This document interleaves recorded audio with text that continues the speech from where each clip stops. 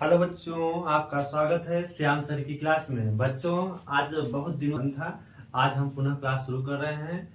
बच्चों, जैसा कि अब आपका नया सत्र 1 अप्रैल से चलने वाला है। 1 अप्रैल से हम आपको अब नई कक्षाएं आपकी शुरुआत हो रही हैं।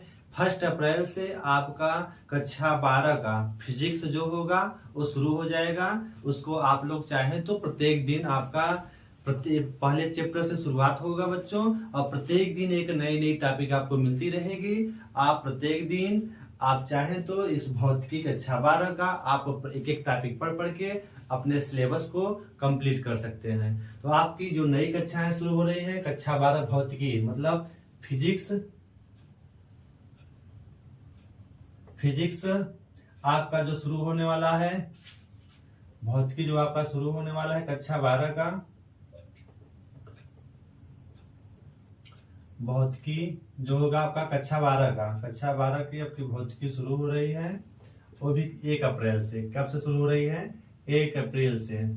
1 अप्रैल से शुरू हो जाएगी। आप लोग कंटिन्यू प्रत्येक दिन एक एक क्लास देखते रहेंगे। इसमें पहले कक्षा 12 भौतिकी, तो आप पहले हम आज उसके बारे में थोड़ा आपको जानकारी दे रहे हैं कि कक्षाएं आपकी कैसे और कौन सा टॉपिक चलने वाला है शुरू में। देखिए बच्चों, आपकी कक्षा 12 भौतिकी जो होता है आपका 2 भागों में बटा है, एक भाग और दूसरा भाग।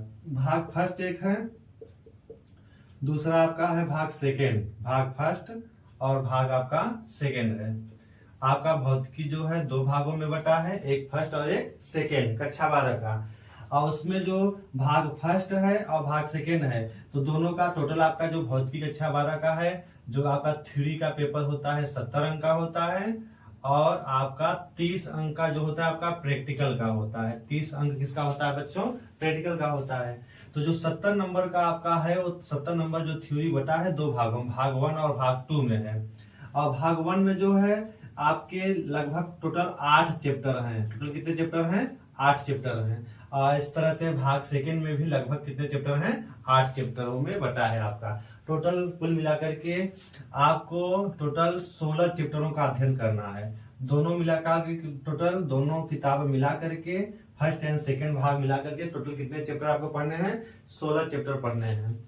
अब हम सर्वप्रथम यहाँ जो शुरू करने वाले हैं, भाग फर्स्ट शुरू करेंगे। भाग फर्स्ट जब शुरू करेंगे आपका, भाग फर्स्ट शुरू करेंगे पहले, उसके 8 चैप्टर हैं। 8 चैप्टर में से पहला चैप्टर शुरुआत होगा, और प्रत्येक दिन एक एक टॉपिक आपको मिलता रहेगा। आप प्रत्येक दिन उसको देख करके पढ़ करके अपने सिलेबस को कंप्लीट कर सकते हैं। अब चलिए हम थोड़ा सा बता देते हैं कि आपका जो फर्स्ट भाग चलने वाला है, उसमें जो 8 चैप्टर है वो कौन कौन से चैप्टर है, उसको हम लोग अब देख लेते हैं कि आपके जो चैप्टर हैं 8 कौन कौन से हैं। तो चलिए यहाँ पर देखते हैं। जो भाग फर्स्ट का जो है आपका, जैसा कि आपका जो भाग फर्स्ट होगा, भाग जो फर्स्ट है आपका, वो आपका 8 अध्याय, उसमें टोटल कितने चैप्टर हैं? 8 चैप्टरों में बटा है। और यहाँ से आपका 35 अंक का आएगा। थ्योरेटिकल जो पेपर होगा आपका 35 अंक यहाँ से उठेगा। उसमें से जो आपका पहला चैप्टर है आपका, इसका नाम है वैद्युत आवेश, वैद्युत आवेश तथा क्षेत्र। पहला चैप्टर है वैद्युत आवेश तथा क्षेत्र। इसमें हम लोग वैद्युत आवेश के बारे में पढ़ेंगे, मतलब रुके हुए आवेश में क्या क्या घटनाएं घट सकती हैं। उसमें मेन टॉपिक इसमें रहेगा वैद्युत बल और वैद्युत क्षेत्र की सभी घटनाएं इस चैप्टर में आपका कवर होगा। मतलब एक स्थिर आवेश के बारे में घटनाएं, वैद्युत बल और वैद्युत क्षेत्र के बारे में। आपका दूसरा जो चैप्टर होगा वो होगा आपका वैद्युत विभव, वैद्युत विभव तथा संधारित्र। वैद्युत विभव तथा संधारित्र के बारे में आपको पढ़ना है। दूसरे चैप्टर में आप वैद्युत विभव और संधारित्र का अध्ययन करेंगे। मतलब यहाँ पर भी दूसरे चैप्टर में भी आप स्थिर आवेश के बारे में अध्ययन करेंगे। कैसे आवेश के बारे में? स्थिर आवेश, रुके हुए आवेश के बारे में 2 घटनाएं और पढ़ेंगे। एक होगा स्थिर आवेश के इर्द गिर्द स्थिर आवेश के कारण विभव मिलता है, और आप उसी में संधारित्र के बारे में भी अध्ययन कर लेंगे।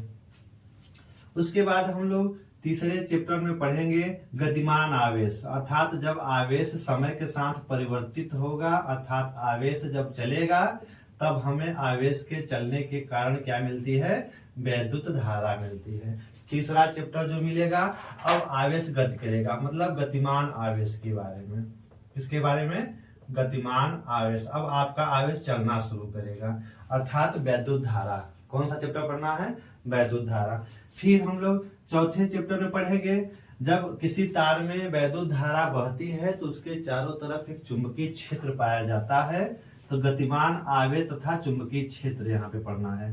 तो चुंबक के बारे में अध्ययन करेंगे हम लोग, गतिमान आवेश तथा चुंबकीय क्षेत्र, इसका पूरा नाम रहेगा गतिमान आवेश तथा चुंबकीय क्षेत्र। मतलब जब गतिमान आवेश किसी तार या चालक में आवेश गति करेगा तब उसमें उसके चारों तरफ एक चुंबकीय क्षेत्र पाया जाएगा। इस घटना की जानकारी हम लोग चौथे चैप्टर में करेंगे। जब चुंबक की जानकारी आप ले लेते हैं चुंबक के बारे में, थोड़ा सा वहीं पे एक छोटा सा चैप्टर है पृथ्वी का चुंबकीय क्षेत्र। पृथ्वी का चुंबकीय क्षेत्र, पृथ्वी के चुंबकीय क्षेत्र के बारे में थोड़ी बहुत जानकारी हम लोग लेंगे 5वें चैप्टर में। तो पता है आपको जो होना चाहिए कि शुरू में 3 चैप्टर वैद्युत से जुड़े हुए हैं और बाद के 2 चैप्टर हैं उस वैद्युत के मतलब वैद्युत धारा बहने से जो चुंबकीय प्रभाव उत्पन्न होता है, तो चुंबकीय प्रभाव के बारे में अध्ययन करेंगे। फिर पृथ्वी के चुंबकीय क्षेत्र से हम लोग थोड़ा सा कुछ टॉपिक देख लेंगे। फिर उसी के बाद 6वां चैप्टर जो इसका होगा फैराडे का जो विद्युत चुंबकीय प्रेरण है, विद्युत चुंबकीय प्रेरण, विद्युत चुंबकीय जो प्रेरण है, विद्युत चुंबकीय प्रेरण वाला चैप्टर जो है, विद्युत चुंबकीय प्रेरण। मतलब जब चुंबकीय क्षेत्र में अगर परिवर्ती चुंबकीय, मतलब तार में धारा बहाने से परिवर्ती चुंबकीय क्षेत्र उत्पन्न होता है और परिवर्ती चुंबकीय क्षेत्र अगर है तो उसके कारण एक प्रेरण की घटना उत्पन्न होती है, जिसके कारण एक प्रेरित धारा उत्पन्न हो जाती है। वो सब घटनाएं हम लोग 6वें चैप्टर में पढ़ेंगे। और बाद में 7वें चैप्टर में जो यह धारा जो विद्युत चुंबकीय प्रेरण के द्वारा जो धारा उत्पन्न होती है प्रेरित धारा, वह परिवर्ती प्रेरित धारा होती है, जिसको बाद में नाम दे दिया जाता है प्रत्यावर्ती धारा। तो 7वां चैप्टर आपका हो जाएगा प्रत्यावर्ती धारा, प्रत्यावर्ती धारा, एसी करंट जो आपका होता है। ठीक है, इस तरह से 6वें चैप्टर को पढ़ने के बाद जब 6वें चैप्टर में जो हमें एक प्रेरित धारा मिलती है, परिवर्ती प्रेरित धारा, उसको हम लोग प्रत्यावर्ती धारा के नाम से जानते हैं, 7वें में पढ़ेंगे। और आपका फिर 8वां एक चैप्टर इसी का छोटा सा है जिसे नाम दिया गया है वैद्युत चुंबकीय तरंगे, विद्युत चुंबकीय तरंगे, वैद्युत चुंबकीय तरंगे।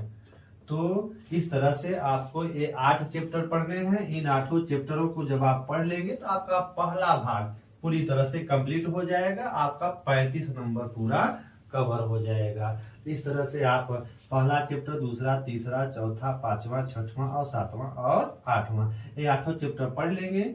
आपका भौतिकी कक्षा 12 का भाग 1 पूरा 8 चैप्टर 35 अंक का कवर हो जाएगा। और इसमें से 3 तो विद्युत से संबंधित हैं, 2 चुंबक से संबंधित हैं। फिर इस चुंबकीय प्रभाव को दिखा जाएगा, उस चुंबकीय प्रभाव के कारण जो घटना घटी, जो हमें धारा मिली, उसका अध्ययन होगा।